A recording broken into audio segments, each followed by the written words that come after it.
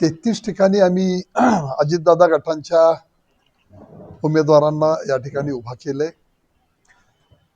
ज्या ठिकाणी आम्हाला निवडून येण्याची 100% खात्री आहे अशा ठिकाणी आम्ही 33 ठिकाणी 78 पैकी या ठिकाणी उमेदवार उभे केलेले आहेत.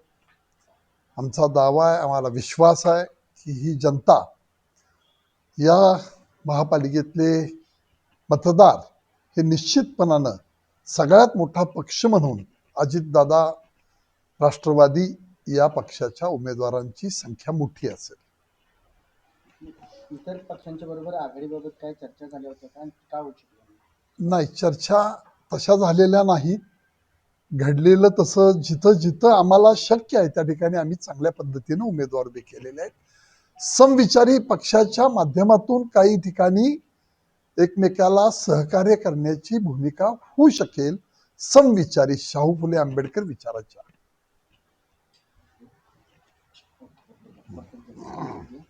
शनिवारी आम्ही प्रचाराचा शुभारंभ करण्याचा आमचा विचार ठरलेला आहे. शनिवारी ना नाही, ते ठरायचं, फक्त ठरवलं टेंटेटिव्हली.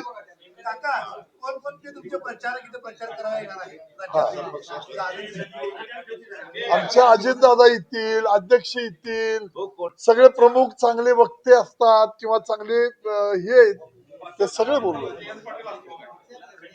नाही, आमच्या नाही, आमच्या वेळेला कसं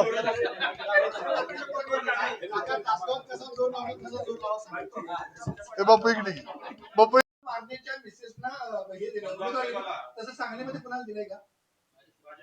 काय नाही, आमच्याकडे तर कोण नाही दिले.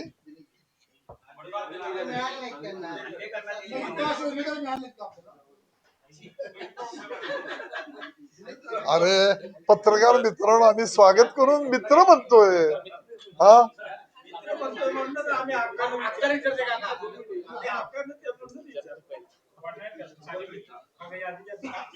पाठवा की उमेदवार यादी द्या की. आता काय अडचण आहे? आता काय पाठव मोबाईलला. अरे पुढचं राहिलंय. तुम्ही एवढे भांडला त्यामुळे माझा मेंदू हँग झालाय. शनिवारी आम्ही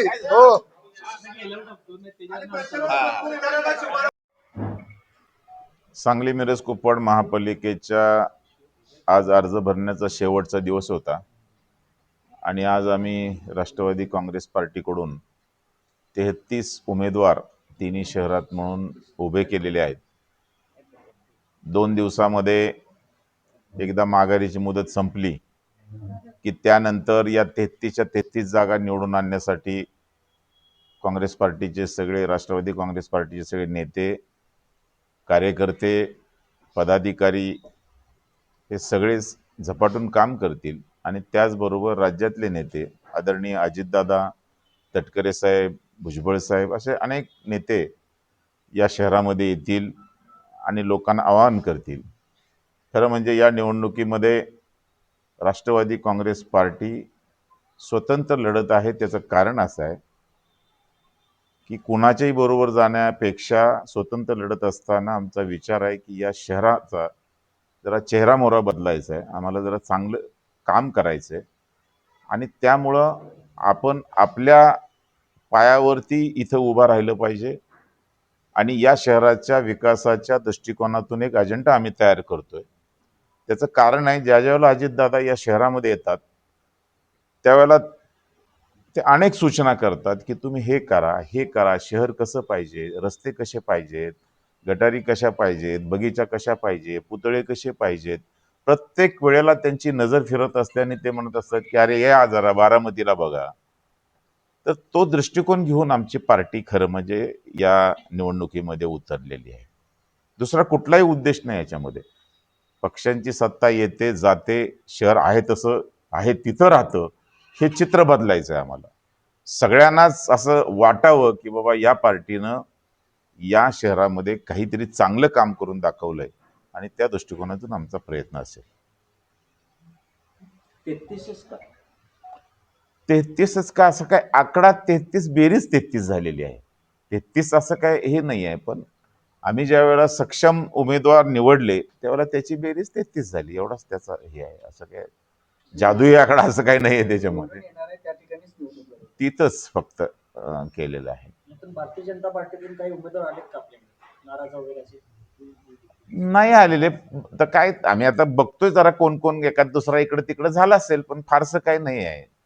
आम्ही नाराजीच्या ह्याच्यावरती काही उमेदवार उभा केले नाहीत. आमचे स्वतःचे उमेदवार उभा केले.